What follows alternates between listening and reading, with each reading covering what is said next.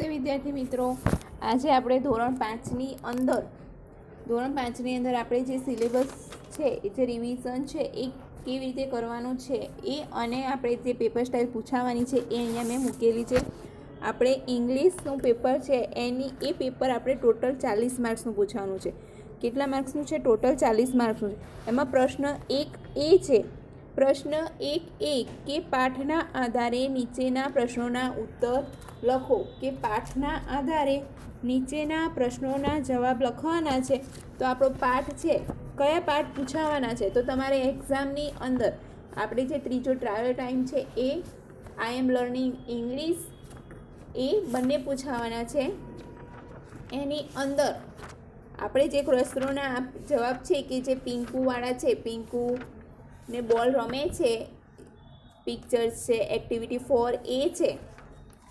Activity 4A ત્રીજા trial ટાઈમની activity 4A છે. એની અંદર જે છે પ્રશ્નોના જવાબ એ પૂછાશે. એની અંદર અમુક એવા પ્રશ્નો છે કે હુ હેઝ અ બેટ, એટલે કે કોની પાસે બેટ છે? તો ગોલુ હેઝ અ બેટ. એવી જ રીતે તમારે જે બીજા પ્રશ્નોના જવાબ છે કે વુ હેઝ અ બાસ્કેટ, બાસ્કેટ કોની પાસે, કોના હાથમાં હતું? તો નેહાબેન હેઝ અ બાસ્કેટ. પછી are there balloons on the સીસોર, શું બલૂન્સ એટલે કે ફુગ્ગા છે સીસોર એટલે દરિયા કિનારા ઉપર ફુગ્ગાઓ છે? તો યસ ધેર આર. એવી રીતે થોડા ઘણા જે છે પ્રશ્નોના જવાબ એ તમારે અહીંયા ક્વેશ્ચન એક્ટિવિટી 4E છે, 4Eમાં જે ક્વેશ્ચન આન્સર આપેલા છે એ ક્વેશ્ચન આન્સર છે એવા તમારે ક્વેશ્ચન આન્સર પૂછાવાના છે. એના પછી બી 4 માર્ક્સના પ્રશ્નોના જવાબ છે, એટલે કે 4 પ્રશ્નો પૂછાશે. એક્ટિવિટી એ પ્રશ્ન 1નું બી છે કે બીની અંદર ધેર ઇઝ અને ધેર આર વાળી ખાલી જગ્યાઓ.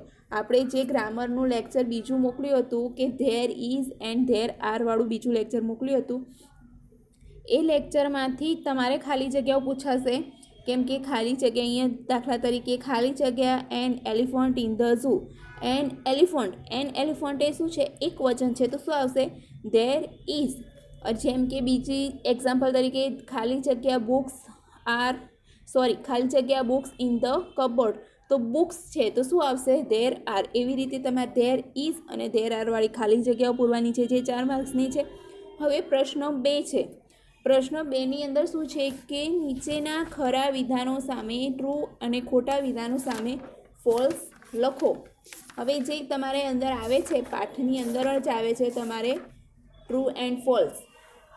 તમારે પાઠની અંદર જ આવે છે ટ્રુ એન્ડ ફોલ્સ.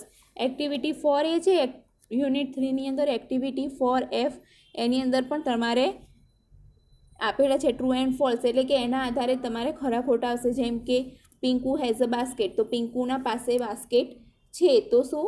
ફોલ્સ આવે. કોના હાથમાં બાસ્કેટ હતું? નેહાબેનના હાથમાં. એવી જ રીતે છે કે there is a balloon man on the સીસોર, તો ટ્રુ, એટલે કે બલૂન મેન દરિયા કિનારે હતો, એ છે. એના પછી યુનિટ 4 છે, એની અંદર આપણે એક્ટિવિટી 4Bમાં પણ તમારે ટ્રુ એન્ડ ફોલ્સ આપેલા છે. જેમ કે we firecrackers in Holi, આપણે ફટાકડા હોળીમાં ફોડીએ છીએ, તો ફોલ્સ. પછી we decorate our homes on new year, આપણે ન્યૂ યરમાં ઘર શણગારીએ છીએ, તો ટ્રુ. એવા ખરા ખોટા તમારે પ્રશ્ન 2ની અંદર પૂછાશે, જે 8 માર્કના હશે. હવે પ્રશ્ન 3 છે, હેવ અથવા તો હેઝ વડેની નીચેની ખાલી જગ્યાઓ પૂરવાની છે, 4 માર્ક્સ. હેવ અને હેઝ આપણે ગ્રામરની અંદર ચલાવી. તમારું ગ્રામરનું લેક્ચર છે, ગ્રામરનું લેક્ચર 3 તમને મોકલ્યું છે, એમાં હેવ હેઝ વડે ખાલી જગ્યા. હેવ અને હેઝ ક્યારે વપરાય અને કેવી રીતે વપરાય છે? તો મેં તમને પહેલાં જ કીધું હતું કે આઈ યુ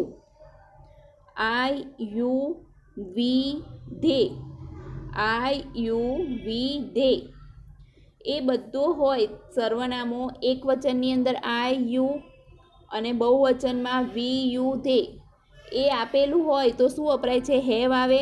અને હી શી ઇટ હોય ત્યારે શું આવે? હેઝ આવે. કોઈ પણ ખાલી જગ્યા પૂરો તો બહુવચન હોય ત્યાં આગળ હેવ આવે અને એક વચન હોય ત્યાં હેઝ આવે. હી શી ઇટ 3 હોય તો જ હેઝ આવે, એ સિવાય આ યુ વી ધે એ ચારેની અંદર શું આવે છે? હેવ આવે છે. આપણે ફોર એક્ઝામ્પલ જોઈ લઈએ કે the teacher blank a duster, the teacher blank a duster, તો ટીચર છે હીમાં આવે છે, તો શું આવશે? હેઝ.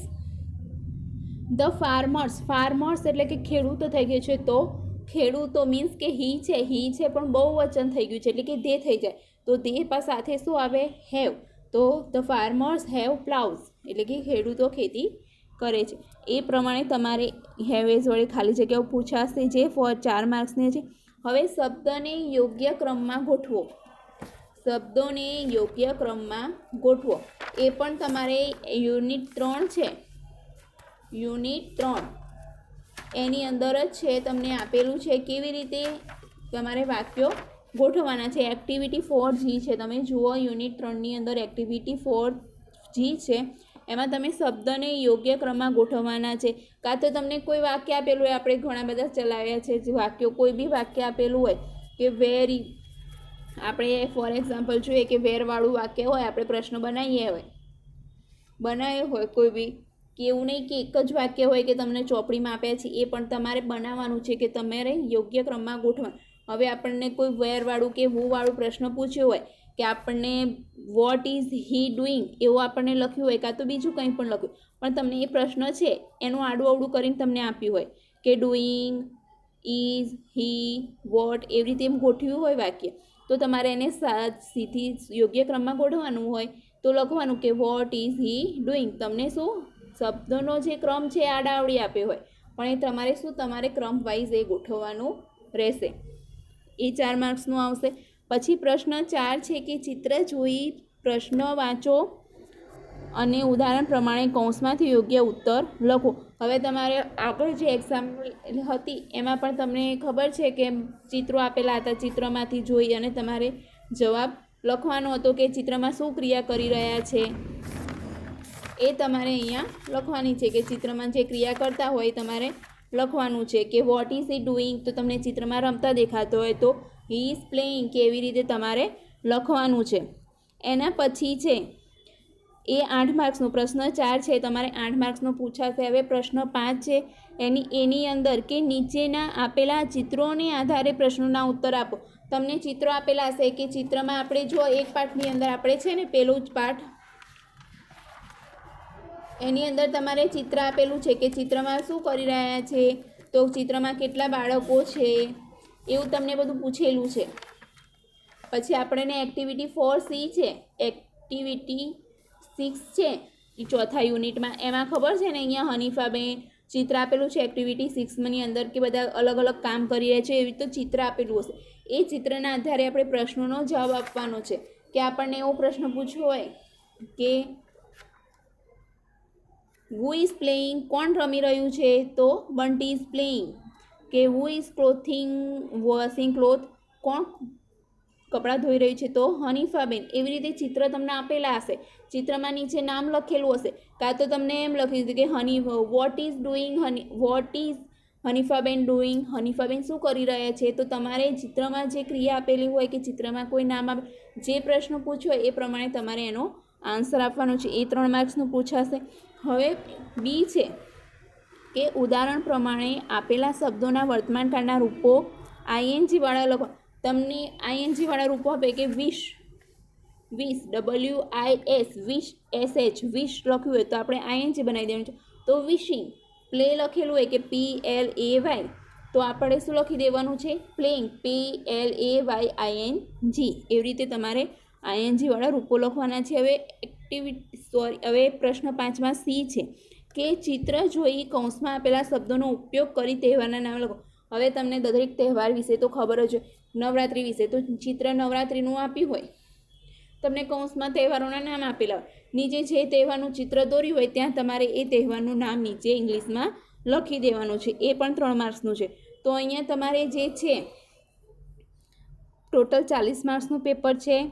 પ્રશ્ન 1, પ્રશ્ન 2, પ્રશ્ન 3, પ્રશ્ન 4, પ્રશ્ન 5, દરેક પ્રશ્ન 8-8 માર્ક્સના છે. એ પ્રમાણે તમને જે કહ્યું છે કે આ તમારે શું મોડે કરવાનું છે, પ્રશ્નોના જવાબ છે, ધેર અને ધેર ઇઝ અને ધેર આર વાળી ખાલી જગ્યાઓ છે. તમને લખાવવામાં બધું જ આવ્યું છે, તમારી બુકની અંદરનું જ છે, બુકની બહારનું કાંઈ પણ નથી. થોડા સેન્ટેન્સ ચેન્જ થયા હોય તો એ સેન્ટેન્સમાં તમારે સમજવાનું છે કે શું કહેવા માંગે છે. ચિત્ર જોઈને તમારે લખવાના છે, ક્વેશ્ચન આન્સર આપવાના છે. એ પ્રમાણે તમારે અહીંયા ઇંગ્લિશને પેપર અહીંયા આવશે. તમારે યુનિટ 3 અને યુનિટ 4માંથી જ બધું તૈયાર કરવાનું છે. ધન્યવાદ.